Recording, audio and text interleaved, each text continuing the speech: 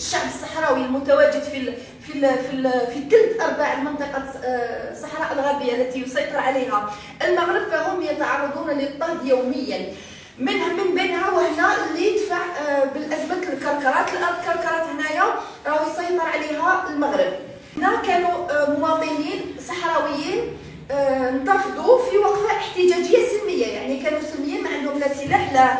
هنا سببوا في قطع طريق هنا طريق الممر الاقتصادي اللي كاين ما بين المغرب اللي تستعمل المغرب مع موريتانيا. واش دار المغرب؟ قاومهم بالسلاح وتسبب في جرح وحرق مساكن تاع الصحراويين. دونك هذا الهجوم على الشعب الصحراوي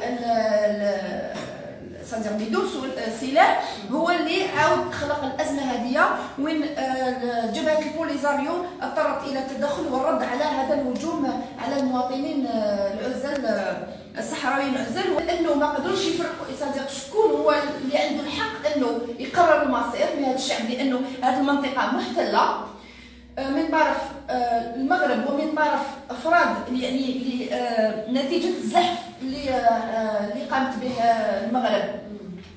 اضافه الى ذلك يعني ما قدروش يوصلوا الى حل من الذي يشرف على هذا الاستفتاء ليكون استفتاء نزيه.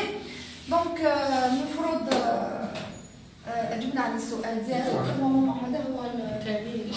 هذا هو التكافؤ. حنا نقدروا نقولوا صحيح انه راهي منطقه نزاع، ولكن الان حنا نعترفوا جمهوريه صحراويه اللي هي الجمهوريه العربيه الديمقراطيه الصحراويه كدوله، واعترف بها الاتحاد الافريقي، وهي دوله تملك جيش، تملك حكومه تنظم مثل كافه الدول في افريقيا.